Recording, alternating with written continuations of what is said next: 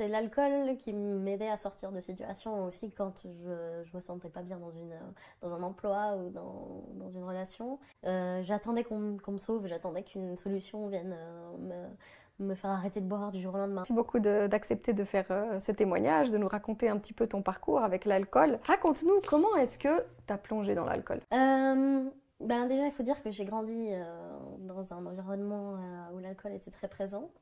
Et puis, au début, j'avais un certain rejet vis-à-vis de la substance.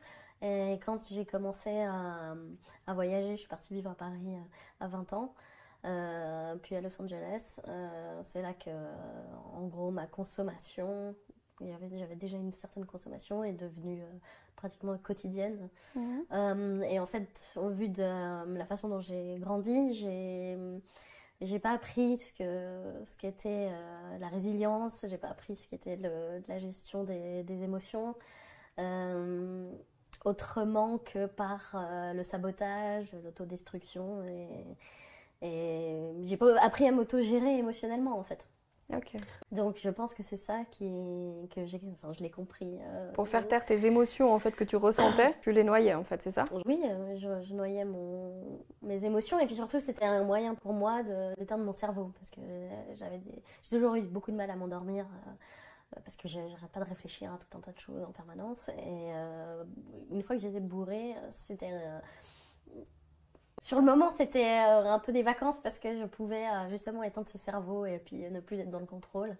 C'est pas les TDAH qui ont comme ça un truc là, c'est connu, tu sais, pour avoir un cerveau qui fonctionne, qui est tout le temps en train de bourdonner. T'as fait des tests ou des trucs comme ça ou pas? Non, je n'ai pas fait de diagnostic, mais je suis en thérapie et mon addictologue qui est psychiatre pense aussi que j'ai certainement je suis dans ce genre de catégorie, mais ça m'intéresse pas trop de mettre une étiquette là-dessus. J'ai l'impression que c'est un peu une mode aussi. Ouais, c'est un peu la grande mode, ouais, c'est vrai. Voilà, tout le monde est HPI. Ouais, grave. Bon, et puis alors, comment ça s'est passé en fait? À quel moment tu t'es rendu compte que ta consommation d'alcool était problématique? Est-ce que ça arrivait tout de suite? Ça a pris du temps? En fait, vu les exemples que j'avais autour de moi, encore une fois dans mon enfance, j'avais une assez bonne idée. Pas en grandissant quand j'étais enfant, là j'étais pas du tout consciente, mais quand moi-même j'ai commencé à consommer, j'avais une assez bonne idée de ce qu'était une consommation problématique. Ouais. Mais encore une fois, c'était le seul moyen que je connaissais pour gérer en fait ma vie, ce qui m'entourait. J'avais du mal à peut-être une certaine crainte aussi de réussir les choses que j'entreprenais. Donc pour moi, c'était plus facile de les saboter. Et puis ce qui encourageait et alimentait mon tendance à la victimisation derrière, plutôt que de faire face en fait à la vie, quoi, tout simplement. C'est super intéressant ce que tu dis. Si j'étais psy, j'aurais adoré parler avec toi. Malheureusement, j'aurais pas les compétences. Disons que j'ai fait beaucoup de thérapie pour en arriver là. Pour bien comprendre, ouais. Et puis du coup, parce que j'avais besoin de comprendre en fait d'où venait mon problème. Et consciemment, en fait, t'as vraiment plongé dans la consommation d'alcool problématique, en fait. Consciemment, parce que tu disais aussi que tu avais eu cet exemple quand tu étais plus jeune. Donc tu savais vraiment dans quoi tu te lançais ou pas vraiment? Oui, mais c'était consciemment ou inconsciemment du sabotage, de l'auto-sabotage, en fait, simplement. C'est l'alcool qui m'aidait à sortir de situations aussi quand je me sentais pas bien dans un emploi ou dans une relation, plutôt que de prendre le risque d'avoir tort en faisant le choix de fuir cette situation. Je sabotais les choses. Donc quelque part l'alcool était un peu un allié aussi, parce qu'il me permettait justement, encore une fois, qu'on me fuit plutôt que le contraire. Je pense que j'ai un peu une blessure de l'abandon aussi, enfin tout ça c'est assez profond, et du coup ça alimentait en fait, ça me permettait d'alimenter cette blessure et ce symptôme cette tendance à la victimisation que je peux avoir. Mais c'était pas forcément conscient sur le moment, je suis arrivée à ces conclusions justement grâce aux thérapies en fait j'ai toujours suivi des thérapies, j'ai toujours été chez le psy depuis que je suis petite, donc voilà, j'ai l'impression de faire un petit bout de chemin avec l'un et puis après je change et puis je fais un petit bout de chemin avec l'autre pour en arriver là, quoi. J'ai réussi à comprendre ça. Mais du coup, t'aimais bien alors quand tu consommais en fait, tu étais dans un état qui te qui t'apaisait, parce que ça donnait des réponses à tes questions et parce que, en fait, comment on dit ça? Ça provoquait ce que tu pensais, en fait. Du coup, les gens avaient cette réaction vis-à-vis de toi parce que tu la provoquais et ça te réconfortait un peu. Oui, alors bien sûr, c'était très douloureux, hein, je veux dire. La première phase de mon alcoolisation, effectivement, c'est le sentiment de plus douter de rien. Parce que, voilà, bon, c'est peut-être une déformation professionnelle, mais je suis toujours en train de douter de tout en permanence, de réfléchir enfin, mon cerveau part dans tous les sens. Et donc, c'était extrêmement reposant pour moi de justement être dans un état second et de plus avoir ces doutes, de plus avoir ces questionnements, de plus penser ces réflexions sans cesse. Donc l'alcoolisation pour moi était extrêmement reposante. Et c'est l'après-alcoolisation qui venait comment dire, alimenter justement cette victimisation, ces angoisses aussi. Parce qu'on oublie très souvent de le dire, mais l'alcool est un dépresseur. Donc ça alimente en fait ta dépression, ça alimente tes angoisses, ça alimente tes insécurités, tout ce que tu vois de mauvais en toi, ça alimente en fait, ça alimente tout ça. Donc Et malgré tout, on y retourne le lendemain. oui, parce qu'on ne sait pas comment faire autrement en fait. On ne sait pas qui on est si on n'est pas Drunk Amel. Moi, par exemple, j'appelais mon alter ego bourré Drunk Amel et je savais pas qui j'étais. J'avais peur de l'abandonner en fait. J'avais très peur de m'en débarrasser. Et je savais qu'elle allait me manquer. D'ailleurs, elle me manque un peu. Alors justement, en parlant de ça, qu'est-ce qui s'est passé après? T'as pris conscience de tout ça? Ou alors vraiment un jour tu t'es mis une cuite et tu t'es dit c'est bon, il faut que j'arrête là. Non, non, ça a été un long chemin. Au moment où il y a eu cette prise de conscience de me dire bon, ce serait bien quand même d'essayer la vie sans alcool parce que je n'arrêtais pas de saboter tout ce qui m'entourait. J'ai perdu je ne sais combien d'emplois à cause de ça depuis je ne sais combien d'années. J'ai perdu 2 fois mon permis, j'ai perdu des amis. Ça isole énormément l'alcool parce que les gens n'osent plus t'inviter, bien sûr. Et ils ont Tu coûtes trop cher. Non, mais ils ont peur de tes réactions parce que je faisais n'importe quoi. J'ai mis ma vie en danger je ne sais combien de fois. Donc il y a eu cette réalisation, je me suis dit, bon, ce serait bien quand même d'essayer, de voir. Vu que depuis mes 20 ans, j'avais une consommation problématique, je me suis dit, ce serait, rien que par curiosité, d'essayer la vie sans alcool, ce serait pas mal. Pour voir ce que ça donne, pour voir si je peux y arriver, en fait, à tous les objectifs que je m'étais fixés. Et donc il y a eu cette réalisation. Et puis l'arrêt a été extrêmement difficile, ça a été difficile. Donc il y a eu cette réalisation et puis il y a eu la décision, elle a suivi tout de suite ou il y a eu quand même un processus de réflexion, tu sais... Non, il y a eu tout un processus de réflexion. Ça a pris combien de temps? Ça prend des années parce que d'abord tu t'essayes de te dire que tu n'as pas de problème avec l'alcool, après tu essayes de te dire que tu peux gérer, après tu essayes de te dire bon allez je bois que le week-end, tu essayes de te fixer des limites, mais tu vois que tu les respectes pas parce que le problème des alcooliques, on a tous le même, c'est qu'on peut pas s'arrêter à un verre. Une fois que tu bois un verre, t'en bois 50 derrière. Parce qu'on ne cherche pas le goût du plaisir de partager un verre d'alcool. C'est pas ça qu'on cherche. C'est l'ivresse, en fait, que procure l'alcool. Donc il y a eu cette réalisation que j'avais un problème, cette réalisation qu'il fallait que ça passe par l'abstinence pour pouvoir m'en sortir. Mais ça a été extrêmement difficile de réussir à arrêter. Parce que, et ça je m'en suis rendu compte en essayant en fait, j'attendais qu'on me sauve, j'attendais qu'une solution vienne me faire arrêter de boire du jour au lendemain. Donc j'ai essayé les cures, j'ai essayé toutes sortes de champignons, j'ai essayé l'ayahuasca, j'ai essayé l'hypnose, j'ai essayé l'antabuse. Je me suis rendu compte que les effets de l'antabuse étaient atténués par la cocaïne, donc je prenais aussi de la cocaïne en buvant de l'alcool. Et voilà, ça durait 2 jours, je faisais mes fêtes, et puis souvent toute seule d'ailleurs. Et puis j'attendais, à chaque fois que j'essayais de mettre quelque chose en place pour arrêter et que ça se concluait par un échec, ça venait alimenter encore plus ma victimisation, le fait que j'étais seule, abandonnée, incomprise, etc. Et ça m'aidait absolument pas. Et puis le jour où j'ai compris que personne viendrait me sauver et que ça devait venir de moi, c'est là que j'ai pu mettre des choses en place pour arrêter. Et qu'est-ce que tu as mis en place? Alors j'ai commencé à suivre une thérapie avec une addictologue qui m'a beaucoup aidée à comprendre énormément de mes fonctionnements en fait. Parce que voilà, mon cerveau est fait ainsi, il faut que je comprenne comment fonctionnent les choses pour pouvoir agir dessus.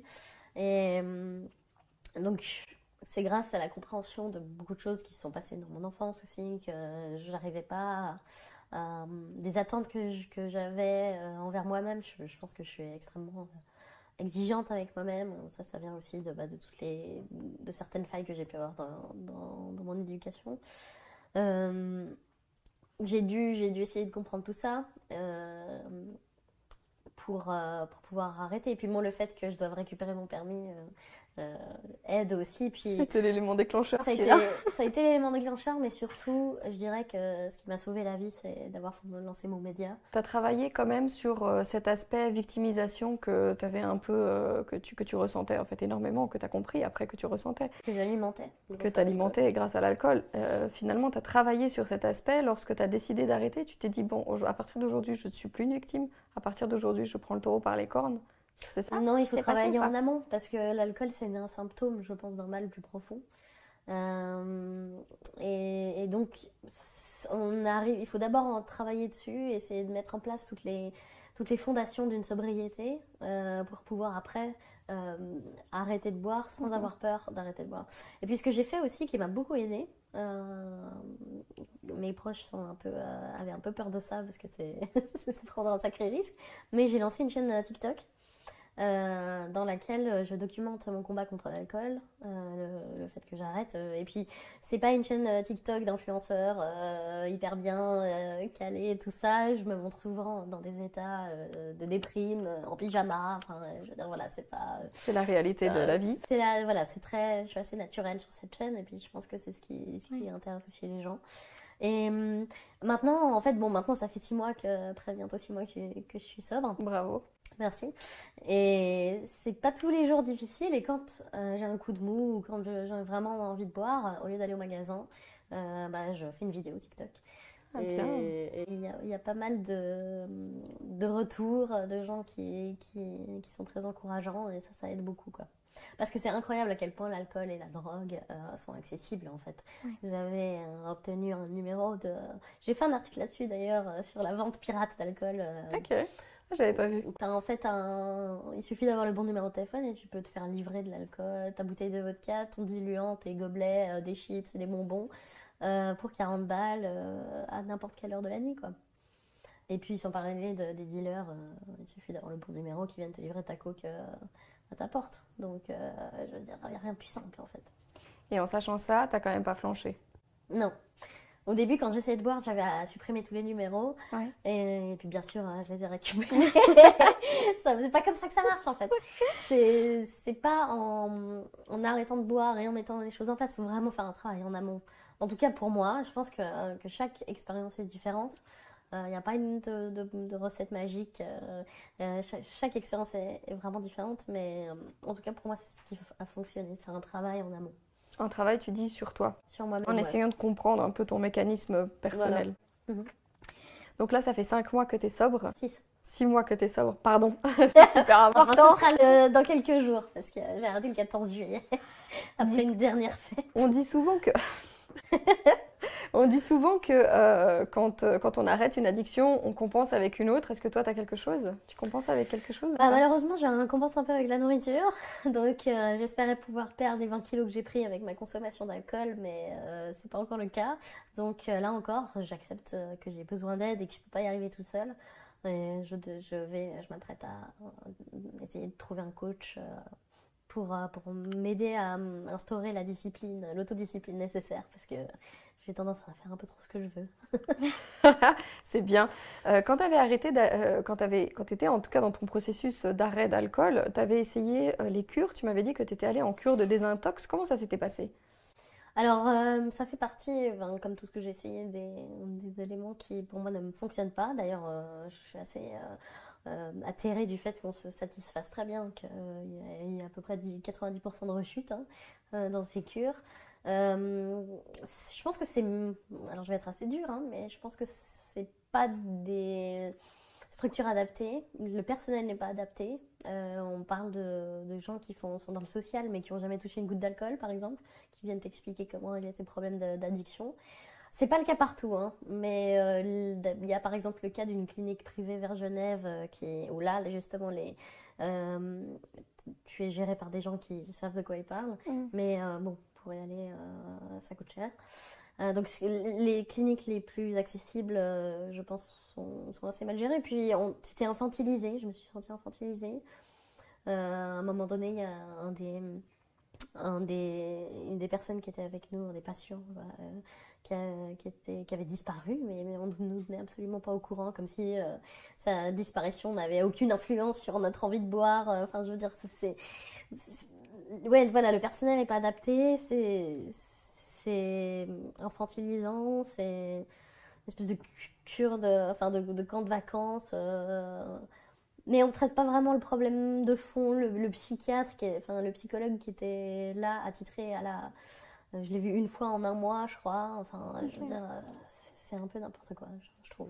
Pas concluant pour toi, en tout cas. Pas concluant du tout, non. Pour améliorer un petit peu ces prises en charge, pour toi, il faudrait qu'il y ait beaucoup plus de personnes qui sont passées par là?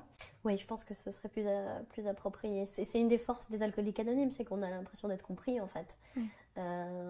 D'être avec des gens qui traversent ce qu'on a traversé et puis qui ont une façon de nous parler qui est différente, en fait. Enfin, on parle la même langue, disons. Ouais. C'est un peu... Et en parlant des alcooliques anonymes, eux, ils ont des groupes de parole qui sont d'ailleurs super efficaces parce qu'on a rencontré pas mal de personnes qui ont fait partie justement des alcooliques anonymes et ça les a beaucoup aidés. Toi, tu as fait partie de ces groupes de parole? Est-ce que, pas forcément ceux des alcooliques anonymes, mais d'une manière générale, les groupes de parole, ça t'a apporté quelque chose? Tu as essayé? Oui, j'ai essayé, bien sûr. J'ai à peu près tout essayé pour arrêter de boire. J'ai essayé les alcooliques anonymes, une période, j'y allais même tous les jours. Donc sur Lausanne, on a la chance d'avoir des groupes assez régulièrement. Donc je mixais avec les cocaïnomanes anonymes et les narcotiques anonymes pour en avoir tous les jours. Et ça m'a fourni une certaine aide. Je pense que c'est le premier conseil que je donnerais à toute personne qui voudrait essayer d'arrêter de boire et qui ne sait pas comment s'en sortir, c'est d'aller aux alcooliques anonymes. Je pense que c'est une bonne base.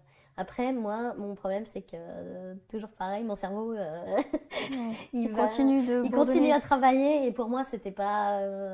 il y avait trop de choses qui ne correspondaient pas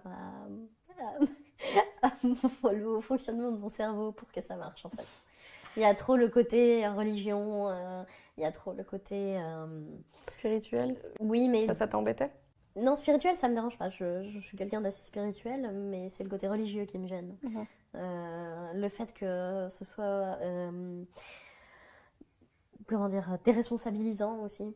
Voilà, c'est plus toi qui es en charge de ta vie, c'est ta puissance supérieure qui va t'aider à sortir parce que toi tu es impuissant face à l'alcool. Donc je respecte tout à fait, hein, je comprends que ça puisse fonctionner. Et là ça va totalement à l'encontre de ton état d'esprit de Absolument. Kim du début. Voilà, c'est ça. Pour moi c'est hors de question de me dire que c'est pas moi qui vais changer ma vie et améliorer les choses, quoi. Donc, et ça c'est tout à ton honneur. Bah, je sais pas, mais je sais bien que ça marche pour certains.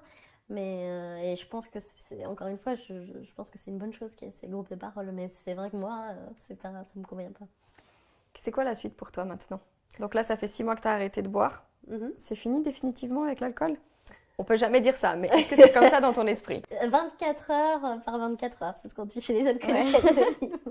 Mais je vais déjà... Honnêtement. Je vais déjà récupérer mon permis.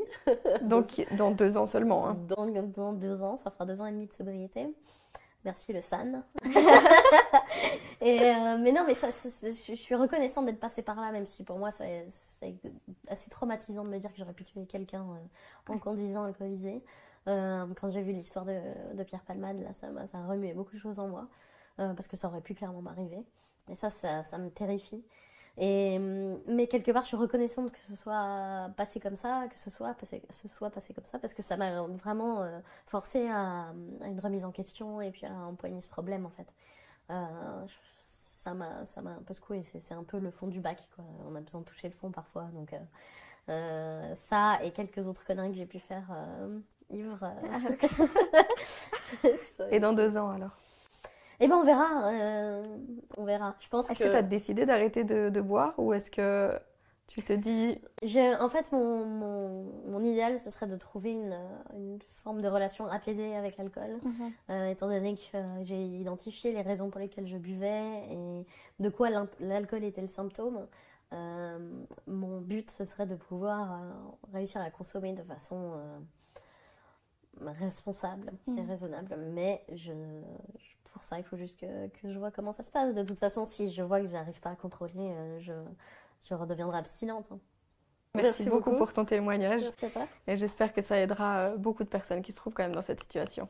J'espère aussi.